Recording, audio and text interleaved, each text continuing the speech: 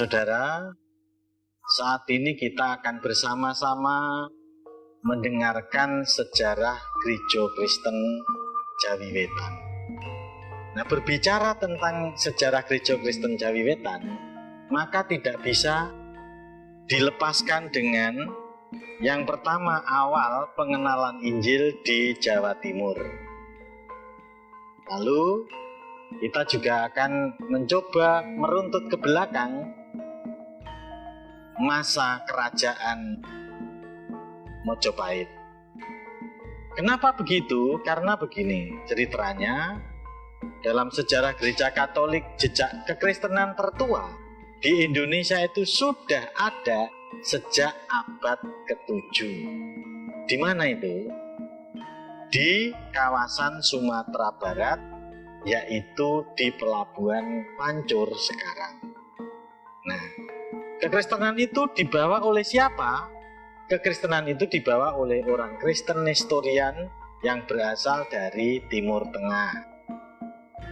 Lalu selanjutnya 7 abad kemudian, tepatnya tahun 1346, maksud saya 1346 Masehi, ada seorang pastor Fransiskan yang bernama Giovanni de Marignoli.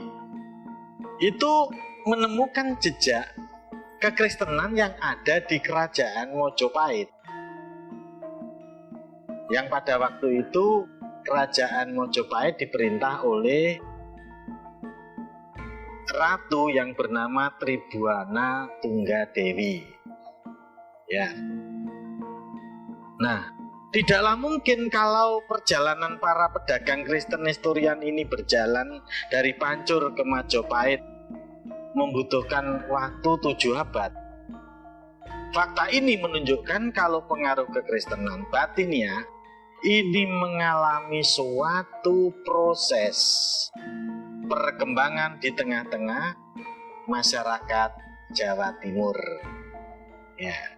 Nah, dalam catatan serat Darmo Gandul yang ditulis oleh Noyo Ginggong dan Sabdo Palon, ini ada dialog antara Darmo Gandul dan Ki Kalamwadi. Dialognya begini. Darmo Gandul matur, Ki, yang kang diarani agama Nasrani iku agama sing kaya apa to?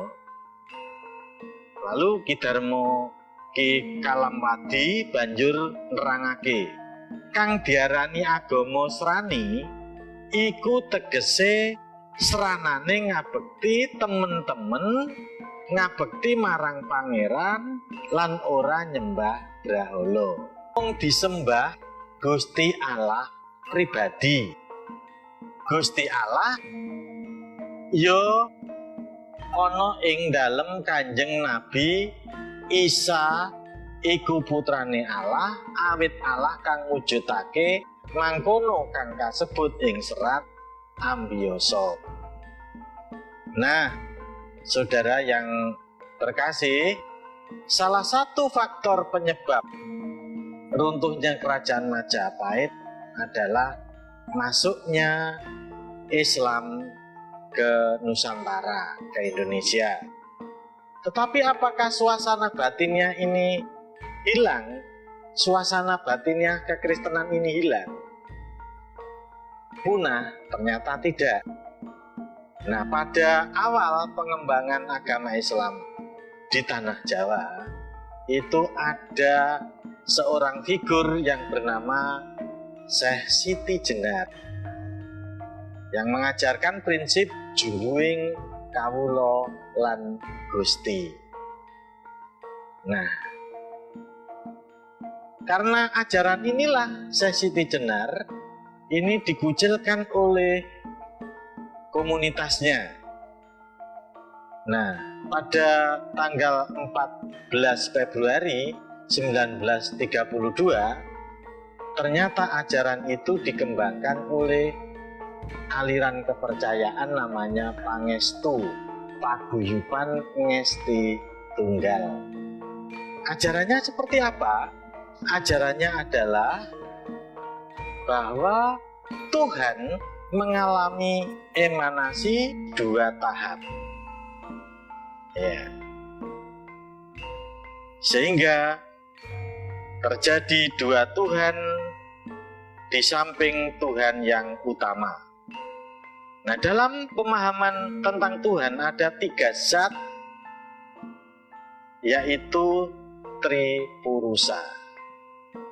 Apa yang diajarkan tentang Tripurusa? Tripurusa itu adalah sukma kawekas, sukmo sejati, lan roh suci. Nah, ternyata ajaran itu pengaruh dari Arius, seorang rahib dari Mesir. Nah, selanjutnya, saudara, kita akan beralih kepada pemberitaan Injil di Jawa Timur pada masa penjajahan Belanda. Jadi kita diingatkan sekali lagi bahwa kekristenan itu sudah muncul sejak abad 7 di Sumatera Barat, tepatnya di Pelabuhan Pancur, dan itu berpengaruh pada orang-orang Kristen di Jawa Timur. Ya. Berbicara juga tentang Injil di Jawa Timur pada masa pemerintahan Belanda, maka kita juga berbicara tentang kedatangan orang-orang Eropa. Ya. Jadi orang-orang Eropa itu datang pertama bukan mengabarkan Injil. Jadi keliru kalau orang-orang Eropa pertama datang itu mengabarkan Injil, keliru. Tetapi pertama dia datang ke Indonesia mencari dan menguasai perdagangan rempah-rempah. Lalu dengan sendirinya terbawa pula cara hidup adat istiadat yang dibawa oleh orang-orang Eropa itu. Misalnya, kalau orang Belanda, orang-orang pribumi berhubungan dengan orang-orang Belanda, maka orang-orang itu akan berpengaruh dengan ajaran Protestan di Belanda.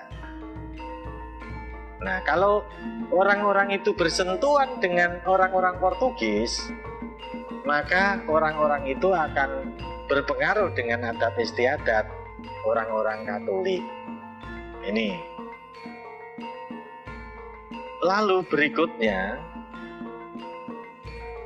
yang kedua, setelah kedatangan orang-orang Eropa, maka kita juga mengenal sosok yang juga berpengaruh, mempengaruhi kekristenan di Jawa Timur pada saat itu, yang juga menimbulkan satu konflik. Yang pertama adalah Yohanes MD. Yohanes MD itu dilahirkan 1774 dan wafat pada tahun 1859. Yohanes MD ini seorang pietisme. Dilahirkan di Waldeck, Jerman. Pietisme itu adalah orang yang menekankan tentang kesalehan. Ya. Sebenarnya pertama dia itu bekerja di Kelasi VOC. Pada saat kapalnya singgah di Batavia, itu diam-diam dia pergi ke Surabaya. Di Surabaya, dia sempat menjadi murid Joseph Kamp, seorang utusan NCG atau Netherlands Sending Genootschap. NZG maksud saya, Netherlands Sending Genootschap. Ya. Lalu Yohanes MD ini karena dia orang saleh mengabarkan Injil kepada penduduk asli, dibantu oleh seorang istrinya yang dia perempuan Jawa namanya Amaratea Manual, dan dibantu juga Tuan Guns. Istrinya Tuan Guns dan Yohanes MD ini adalah orang-orang pietisme, orang-orang yang menekankan kesalehan. Ya. Lalu dia mengabarkan Injil, dan orang-orang yang masuk Kristen harus melepaskan atribut kejawaan. Seperti yang saya pakai ini, menurut Yohanes MD tidak boleh dipakai, harus dilepas dan berganti pakaian ala Belanda. Maka orang-orang Kristen saat itu sering diejek londo ireng. Lalu Yohanes MD menulis peraturan yang disebut Dasatita MD. Yang pertama apa? Kamu harus memangkas rambutmu pendek. Berarti ini orang-orang yang sudah menjadi Kristen tidak boleh gondrong. Yang kedua, kamu harus melepas kain kepala atau udeng jika berada di dalam gereja. Yang ketiga, jangan kamu mendengarkan musik gamelan. Yang keempat, janganlah kamu menonton wayang. Yang kelima, janganlah kamu disunat. Yang keenam, janganlah kamu menghadiri selamatan. Yang ketujuh, janganlah kamu membaca sastra Jawa. Yang kedelapan, janganlah kamu merawat makam nenek moyangmu. Yang kesembilan, janganlah kamu menghiasi makam dengan bunga dan pohon-pohonan. Dan yang 10 adalah kamu harus melarang anak-anakmu untuk bermain permainan yang sia-sia. Ini Yohanes MD. Lalu di depan saya mengatakan ada konflik karena di sisi lain ada seorang yang bernama Konrad Lawrence Collen. Dia lahir 1775 dan meninggal 1873. Nah, Collen ini seorang Indo-Rusia yang menikahi putri Pangeran Kajoran Mataram. Dan otomatis dia terpengaruh oleh dua pengertian, dua pemahaman. Dari ibunya dia mengenal dan belajar tentang kejawen, dan dari ayahnya dia belajar tentang kekristenan.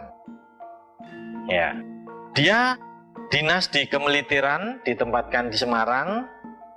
Lalu dia memiliki keterampilan menggambar.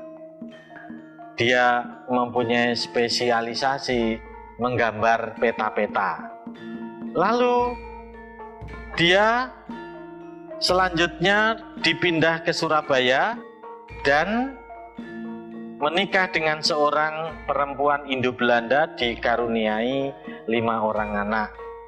Lalu dia tinggalkan istri dan anaknya, lalu dia dinas di Bos Opsiter atau Sinderblandong di Wonosobo, Mojo Agung. Kemudian dia kawin lagi dengan pembantunya yang bernama Satya dan dikaruniai 3 orang anak. Ya. Lalu Collen ini diberi kewenangan membuka tanah karena mendapatkan izin dari Wedono saat itu, Wedono Wirosobo, membuka tanah seluas 1420 selama 30 tahun. Ya, ketika Collen ini membuka hutan, ini banyak sekali yang tertarik datang ke sana karena subur. Tanahnya subur dan berhasil. Namun sebenarnya ketertarikan orang-orang datang ke Ngoro, ke tempat Collen itu tidak semata-mata untuk mencari kemakmuran atau kehidupan, namun banyak sekali orang-orang yang jahat, perampok, lalu begal, penjahat yang ingin berlindung di situ. Nah, keberhasilan membuka hutan ini menjadikan Ngoro menjadi lumbung pangan dan semakin hari semakin punya daya tarik yang luar biasa. Lalu Cullen membangun sebuah rumah yang besar yang juga dijadikan sebagai tempat ibadah. Cullen sendiri yang memimpin ibadah setiap minggu. Dan pada hari-hari tertentu, Cullen ini mengajari orang-orang yang datang ke situ dengan tembang-tembang Jawa yang isinya tentang kerohanian. Ya. Jadi para pengikut Cullen ini berbeda dengan para pengikut Yohanes MD. Pengikut Cullen ketika menjadi Kristen tidak perlu meninggalkan atribut-atribut Jawanya dan bahkan tidak usah dibaptis. Ya, Cullen ini setiap mengajarkan, mengucapkan rapal yang berupa untaian puitis, gubahan dari pengakuan iman rasuli dan doa Bapa Kami. Dilakukan setiap hari Minggu. Lalu dia juga menggunakan media budaya wayang kulit, wayang golek, dan tari topeng dalam mengajarkan Injil ini. Tahun 1873 Cullen meninggal dunia dalam usia 96 tahun dan Yelesma diperbolehkan untuk membaptis warga di Ngoro. Nah, setelah Cullen, lalu kita berbicara tentang seorang pengikut Cullen yang bernama Paulus Tosari. Dilahirkan 1812, meninggal dunia 1882. Paulus Tosari ini keturunan Madura. Dia mempunyai nama kecil Kasan atau juga disebut Satipah. Dia orang yang hidupnya tidak tertib. Sebagai penjahat, dia juga pemabuk, dia penjudi, dan kehidupan-kehidupan yang lain yang benar-benar tidak memiliki moral sama sekali. Lalu dia juga tertarik dengan mencari ilmu. Dan saat itu dia mendengar di Ngoro ada seorang yang mempunyai ilmu tinggi namanya Cullen. Lalu dia datang kepada Cullen, dan Cullen mengajarkan Kasan atau Satipah ini dengan membacakan Matius 5 ayat 3. Berbahagialah orang yang miskin di hadapan Allah, karena mereka yang empunya kerajaan surga. Nah, sini yang menarik hatinya. Ya, di samping dia membacakan Alkitab, Cullen ini juga mengajarkan rapalan doa Bapa Kami dan pengakuan iman rasuli. Lalu dia tinggal di Kertorejo dan setiap minggu dia sangat setia untuk selalu datang pada Cullen beribadah di hari Minggu. Ya, dia cakap. Dan salah satu muridnya yang memiliki iman spiritual yang sangat kuat, sehingga dia satu-satunya murid yang diberi Alkitab oleh Cullen untuk dibacanya. Dia cakap, dan atas kemampuannya itu dia pernah bersaksi di hadapan Bupati Madiun dalam upaya melepaskan warga yang ada di sana yang namanya Wirya Sentika. Nah, Paulus Tosari ini diberi kesempatan untuk mengajar, membantu Kolen mengajar orang-orang di Ngoro. Ya, dan suatu saat dia ketemu dengan orang-orang Kristen di Wiyung. Kemudian orang-orang Wiyung mengatakan kalau menjadi Kristen itu harus dibaptis. Paulus Tosari tertarik dan pada akhirnya 1844 dia dibaptis. Lalu kembali ke Ngoro. Ketika Kolen tahu bahwa Paulus Tosari ini dibaptis, maka marah besar. Lalu dia diusir dari Ngoro. Lalu dia pindah di Sitokari. Di Sitokari dia mengadakan penginjilan di Madura namun gagal. Lalu dia kembali dan bersama dengan Abisai di Totaruno dia membuka hutan Kracil di sebelah timur hutan Tunggorono. Dan pada akhirnya tempat itu dinamakan Mojowarno. Ada 56 orang yang tinggal di sana dan bersama-sama dengan Guns dia lalu mengadakan pembinaan, dia mengadakan ibadah di sana, memperbaiki orang-orang yang ada di Mojowarno dan mengembangkan Mojowarno. Berikutnya ada tokoh yang namanya Jelle Eles Jelesma. Dia dilahirkan pada tahun 1817 dan meninggal dunia pada tahun 1858. Jelesma ini seorang anak guru yang sangat tertarik untuk bekerja di Sending. Dan pada tahun 1483 dia ditugaskan di Pulau Seram, dan pada perjalanan ke Batavia dia sempat mengunjungi orang-orang di Wiyung dan Sitokari. Nah, dia tertarik kemudian mengajukan permohonan agar bisa menjadi pelayan NZG di Jawa Timur. Dia diperkenankan sehingga tanggal 22 Februari 1848 dia dipindahkan Jawa Timur dan melayani di Mojowarno. Nah,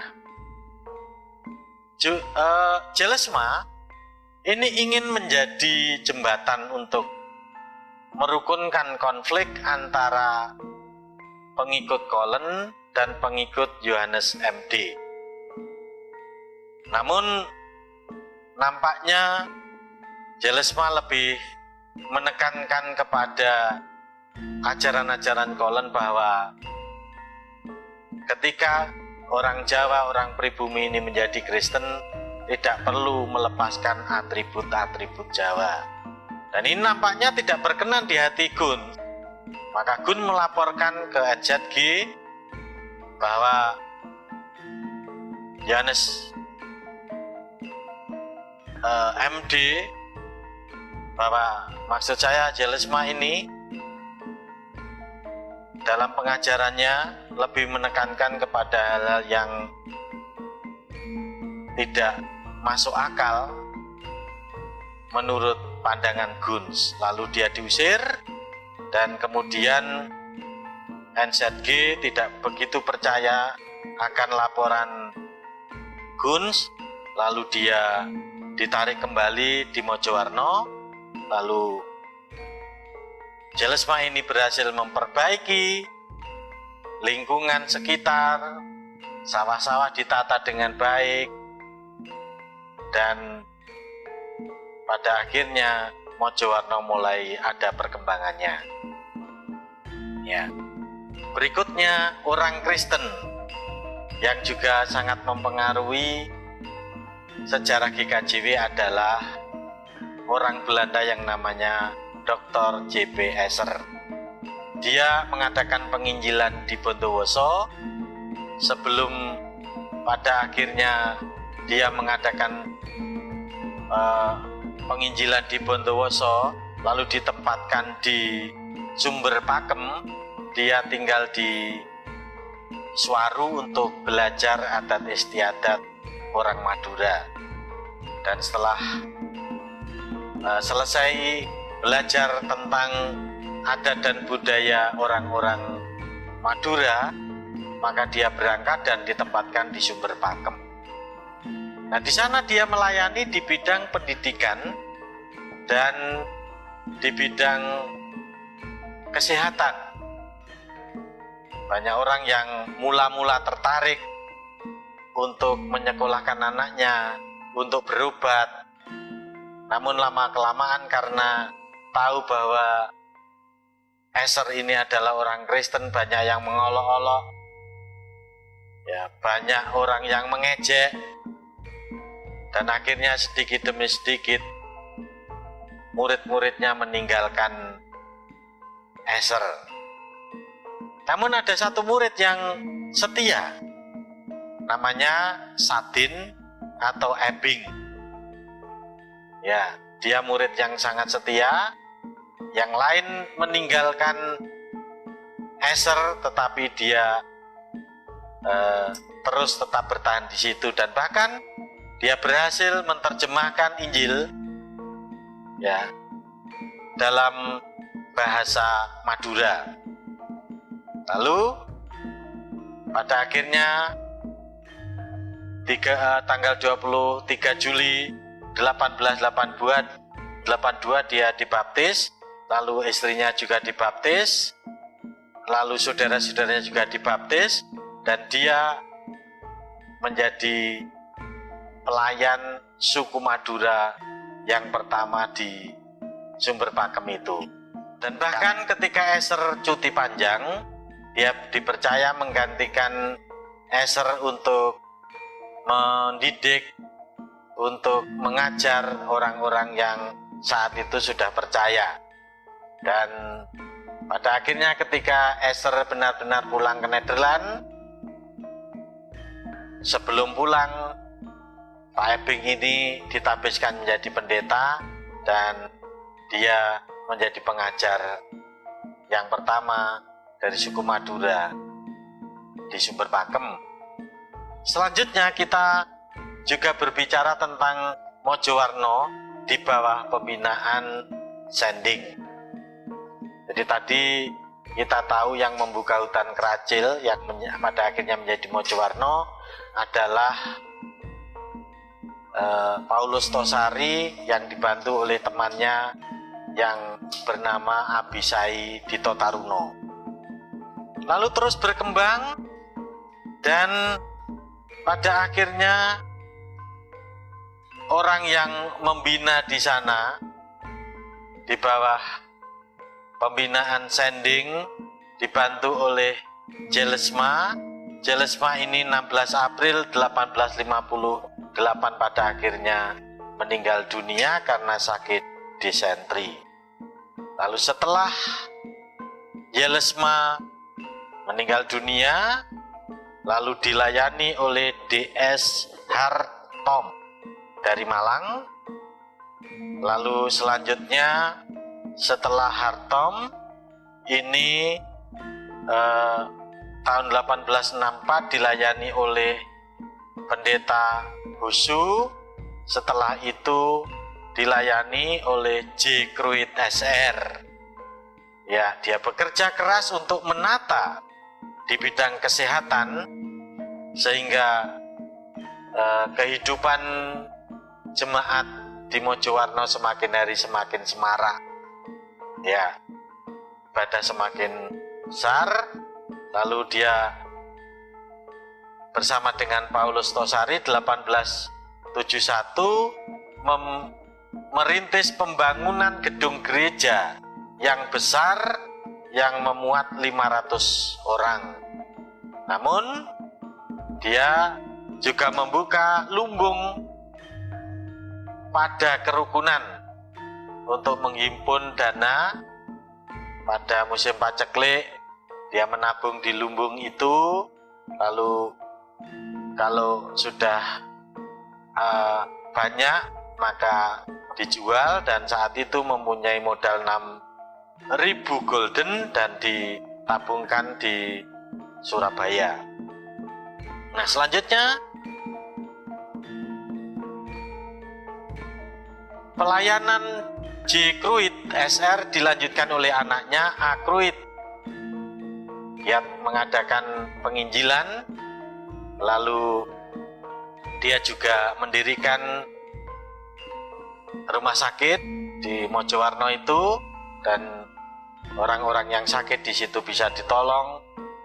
Juga semarak, ada pertukangan di situ, ada keterampilan di sana, dan akhirnya Mojowarno menjadi desa yang sangat berkembang. Lalu selanjutnya setelah Mojowarno kita akan mengetahui pertumbuhan desa-desa Kristen di luar Mojowarno, dan terus berkembang. Orang-orang Kristen yang ada di Mojowarno ini ada di sana dan banyak belajar di sana, lalu pulang dia juga mengadakan penginjilan di Bondowoso, lalu di Tunjungrejo, di Lumajang, lalu di Sidoreno, Sidorejo, Rejo Agung, Tulungrejo, Purwodadi, Ranurejo, Wonorejo, dan seterusnya. Lalu kita juga tahu pada akhirnya berkembang di Kediri, lalu di Sidorejo, di Segaran Wates, Tambak Asri, ya, lalu di Bulusari, ya, di macam-macam desa-desa Kristen, termasuk di Wonoasri ini, ya. Terus berkembang seperti itu, dan pada akhirnya pada tanggal 11 Desember 31 itu terbentuk Majelis Agung karena terus perkembangan yang sungguh luar biasa itu. Lalu orang-orang Kristen Jawa menginginkan kemandirian, dan saat itu diizinkan, ya. Lalu di situ 5 tahun kemudian dilayani guru Injil namanya Drio Mestoko, dan pada akhirnya dia ditabiskan sebagai pendeta, ya. Saat itu Majelis Agung beranggotakan 69 jemaat, lalu mendapatkan surat keputusan dari Belanda dengan nomor 53, tepatnya tanggal 23 Juni 1932. Nah, pada awal berdirinya GKJW terjadi masalah nama ganda. Ya, pada tahun 1931, tepatnya bulan Desember, di persidangan yang pertama, Majelis Agung GKJW menetapkan pasamuan-pasamuan Kristen Jawi ing tanah Jawi Wetan. Sedangkan tanggal 21 Mei pengurus harian Majelis Agung mengirim surat agar nama itu diresmikan menjadi The Os Jawas The Kerk, artinya Gereja Kristen Jawi Wetan. Lalu dengan surat dari Gubernur, SK Gubernur Hindia Belanda nomor 53 tertanggal 27 Juni 1932, maka nama itu menjadi Gereja Kristen Jawi Wetan. Ya. Selanjutnya pada zaman Orde Baru, ketika sidang Majelis Agung di Suwaru tanggal 6 November 69, serat pranatan yang berjudul Serat Toto lan Pranataning Gereja Kristen Jawi Wetan lalu meresmikan, mendapatkan surat dari Depak nomor F strip cap strip 38 strip 368/79 tertanggal 10 Oktober 1979 nama Gereja Kristen Jaya Wetan GKJW dikokohkan lagi dengan SK Dirjen Bimas Kristen Depak RI nomor 197/05/10/1988 dan pada akhirnya GKJW secara tegas menetapkan sebagai gereja teritorial.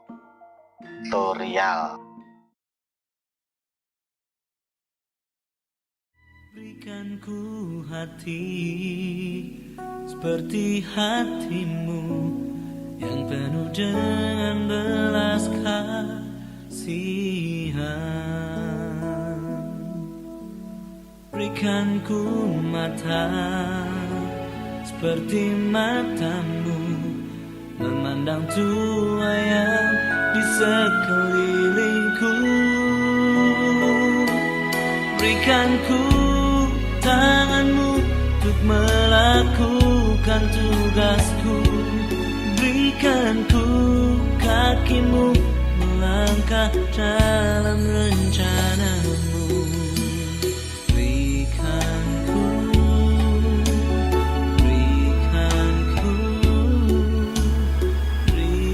Sumur Bandung dumunung tengahing lurung, kesampar kesandung arang manungsa dumunung. Sumur agung berada di persimpangan jalan, sering dilalui orang tetapi jarang mengenalnya. Di situ GKJW Jemaat Wonoasri ada. Gereja Kristen Jaya Wetan Jemaat Wonoasri berada di Desa Wonoasri, Kecamatan Grogol, Kabupaten Kediri, Jawa Timur. Sejarah tumbuh berkembangnya GKJW Jemaat Wonoasri berdiri di tengah-tengah jemaat yang sekarang berkembang tidak lepas dari seorang tokoh yang bernama Matius Anip. Matius Anip berasal dari Desa Karungan Sidoarjo. Dulu dia bernama Anip dan belum mengenal ajaran Kristen. Konon suatu hari Anip ingin belajar nyantrik, belajar dalang kepada seorang dalang yang bernama Cermo. Suatu hari, Anif melihat ada kelompok orang yang sedang menebang pohon. Konon, tidak ada seorang pun yang berani menebang pohon itu karena dipercaya bahwa pohon itu angker. Karena pohon itu adalah keraton lembut, kerajaan setan, sehingga bila pohon ditebang maka warga akan kualat karena ada penunggunya dan penunggunya marah. Anif heran melihat apa yang dilakukan orang-orang itu. Orang-orang itu menebang pohon dengan biasa, santai saja, dan tidak terbeban takut kualat itu tadi. Anif penasaran, mengapa mereka tetap baik-baik saja setelah menebangi pohon. Dan yang semakin membuatnya penasaran adalah perilaku orang-orang itu sebelum dan sesudah menebang pohon. Mereka berkumpul, terlebih menjelang melakukan penebangan pohon, mereka membaca mantra, membacakan suatu mantra. Ia tertarik dengan ilmu yang dimiliki orang-orang pedalaman yang menebang hutan itu. Karena rasa penasaran itu, lalu Anif menghampiri mereka dan bertanya kepada mereka yang menebang pohon itu, mengapa tidak takut kualat ketika menebang pohon? Orang-orang itu memberitahu kepada Anif bahwa dia mempunyai ilmu yang disebut toyo wening. air jernih hidup. Anip bertanya, di manakah ia bisa mendapatkan ilmu tersebut? Orang-orang memberitahu kepada Anip, bila ingin tahu ilmu tentang toyo wening, pergilah ke Ngoro. Dan ditemuilah seorang yang bernama Lawrence Collen. Lalu pergilah si Anip ke Ngoro dan ngangsu kawruh kepada Collen. Anip belajar kepada Collen tentang ilmu toyo wening itu. Selang beberapa waktu di Ngoro, suatu hari Anip mendengar bahwa di sana juga ada seseorang yang mempunyai ilmu yang sama seperti Collen. Karena ia penasaran, maka secara diam-diam ia mendatangi orang itu yang bernama MD yang berada di Mojowarno. Di sana ia mengutarakan isi hatinya yang menjadi pergumulannya selama ini kepada MD, sehingga dia pun berminat untuk menjadi murid MD. Dan MD pun menyanggupi apa yang menjadi keinginan Anip, tetapi dengan satu syarat, yaitu pada saatnya dia harus dibaptis. Lalu Anip pun bersedia untuk dibaptis. Sesudah itu namanya berubah menjadi Matius Anip. Sesudah dibaptis kemudian ia kembali ke Ngoro. Collen pun akhirnya mengetahui hal itu dari muridnya yang lain. Diketahui bahwa Anip juga mengikuti apa yang menjadi pengajaran MD dengan cara dibaptis, maka saat itu diketahui Anip menjadi bernama Matius Anip tentang pengajaran itu, sehingga Collen akhirnya menolak Anip berada di sana. Karena kita tahu bahwa pengajaran Collen berbeda dengan teologi atau pengajaran MD, di mana Collen tidak menekankan baptisan dengan alasan Collen ingin menghormati rakyat setempat karena mereka memiliki budaya sendiri yang harus dihargai. Sedangkan MD sangat menekankan baptis. Maka diusirlah Matius Anip dari Ngoro, lalu dia pergi ke Gunung Wilis. Di sana dia menyebarkan ilmu toyo wening itu. Di daerah Gunung Wilis, Matius Anip bertemu dengan Kompi Pangeran Diponegoro yang ada di situ karena adanya pelarian. Pada akhirnya ada anggota Kompi Pangeran Diponegoro yang tertarik dan masuk Kristen, yaitu Kiai Abbas. Setelah masuk Kristen, lalu berganti nama menjadi Barnabas. Setelah itu Matius Anip bersama kelompoknya pergi ke daerah Grobogan, Jawa Tengah. Selang beberapa waktu berada di Grobogan, Jawa Tengah, Matius Anip lalu kembali ke Jawa Timur dan babat alas di lereng Gunung Wilis sebelah timur laut, dekat jalan besar dari arah Kediri Nganjuk, yang pada akhirnya disebut Desa Wonoasri. Pada sekitar tahun 1856, seiring perkembangan pawedharing toyo wening, sejak tahun 1856 itulah mulai ada persekutuan Kristen di Wonoasri. Dikisahkan pula, murid Matius Anip yang bernama Barnabas memiliki saudara, dan saudaranya itu ada yang masuk Kristen. Salah satunya bernama Sudrajat, dan Sudrajat ingin mengikrarkan diri di hadapan Matius Anip. Setelah masuk Kristen namanya berganti menjadi Daud atau Sulaiman. Kemudian Daud menikahi anak sulung Matius Anip yang bernama Sapira. Matius Anip memiliki 5 orang anak, yang mana kelima anak itu yang menjadi cikal bakal Kristen di Wonoasri. Kelima anak itulah yang kemudian mewartakan Injil di daerah Wonoasri. Sapira, Demari, Damaris, Karmin, Kasmin. Mereka itu menjadi leluhur warga Wonoasri.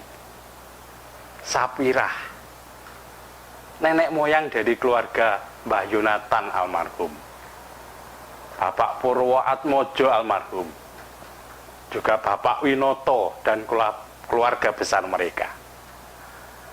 Demari, nenek moyang dari keluarga Mbah Jasiran, Bapak Senoto. Karmin, nenek moyang dari keluarga Mbah Supardam, Bapak Suprobo. Kasmin, nenek moyang dari keluarga besar Bapak Sehari atau Dewur. GKJW Wonoasri ini awalnya bangunannya terletak di tengah lahan persawahan dengan bangunan yang terbuat dari bambu. Karena tidak tahan lama, lalu roboh. Kemudian pada tahun 1880 membangun gedung yang terbuat dari batu bata, dan lokasinya dipindahkan ke daerah yang lebih depan, tidak di areal persawahan, tetapi berada di tengah 4 persimpangan jalan setapak yang kini semakin besar, nampak seperti dan kenyataannya berada di tengah-tengah perempatan. Disitulah gereja GKJW Wonoasri berada. Dari kisah tersebut, Gereja Kristen Jawi Wetan atau Gereja Wonoasri, Pasamuan Wonoasri, dewasa pada tahun 1881 bersamaan dengan dimulainya penggunaan gedung gereja baru. Selama berdiri telah mengalami 3 kali renovasi. Tahun 1880, tahun 1949, dan tahun 2008. Tentunya ditindaklanjuti dengan pembangunan dan renovasi pada tahun-tahun berikutnya. Di samping memiliki gedung gereja, GKJW Wonoasri juga memiliki Yayasan Badan Pendidikan Kristen. Mula-mula hanya memiliki SR, Sekolah Rakyat atau Sekolah Dasar. Lalu berkembang dengan memiliki unit sekolah Taman Kanak-kanak, SMP, dan hingga saat ini memiliki juga SMK.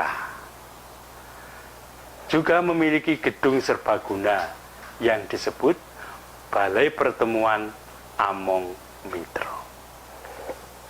Keberadaan GKJW Jemaat Wonoasri dengan tahun dewasa ditandai dari pembangunan gedung gereja di tengah persimpangan jalan.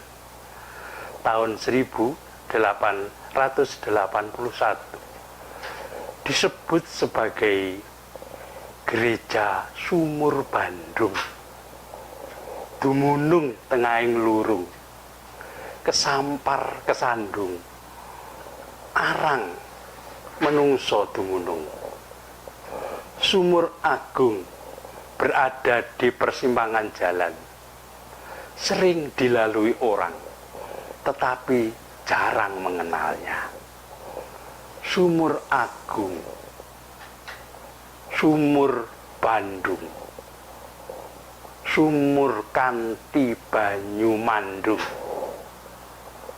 yaitu toya wening, papan medharake sabdaning Gusti.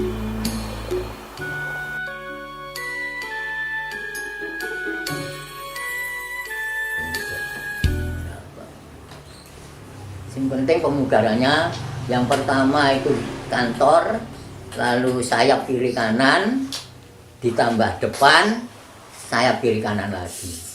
Itu pemugaran gereja. Jadi dulunya itu hanya bleger seperti rumah begitu saja. Tapi kalau dipandang itu lebih serem. Saya katakan lebih serem, di situ anunya besar ya, apa itu? Pintunya besar. Bentuknya seperti jendela sekarang, pintu kanan besar itu. Kiri kanan itu tidak ada jendela, tapi berbentuk seperti jendela, tapi yang dibuat bata. Itu, terus depannya itu ada apa itu? Tempat duduk itu. Tempat duduk, lalu yang tengah pas itu pas pintu kiri kanan itu ada buk. Nah, buk ya, di buk ini terundakan, ini ada buk lagi, dan di situ di kiri kanan buk itu pinggir itu ada tubuhnya. Jadi ada tubuhnya. Tapi kalau dipandang itu memang itu bangunan lama. Sayangnya saya dulu pernah punya fotonya, sekarang hilang. Waktu unduh-unduh. Jadi itu kalau dipandang memang bagus. Jadi bentuknya gereja ya seperti rumah begitu saja ada. Lalu pintunya, lalu kiri kanan itu bukan jendela tapi berbentuk jendela. Jadi begitu lah. Depannya itu buk, ada 4, lalu itu buk yang sebelah kiri dengan kanan ini ada tubuhnya. Tubuhnya itu yang di atas itu bentuknya ya kecil, besar.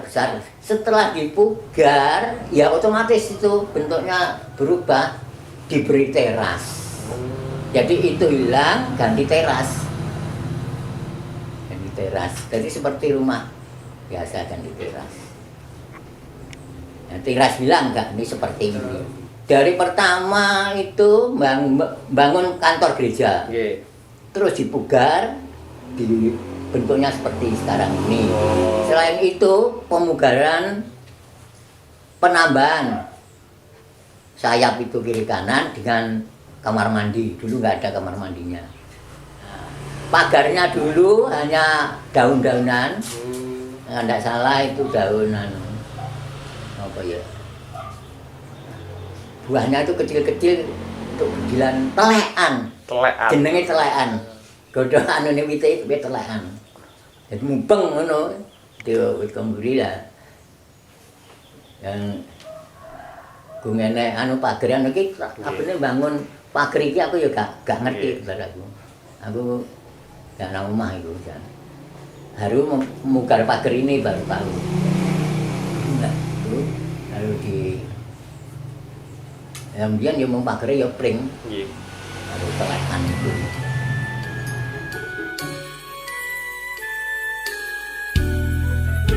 Ku hati seperti hatimu yang penuh dengan belas kasihan. Berikan ku mata seperti matamu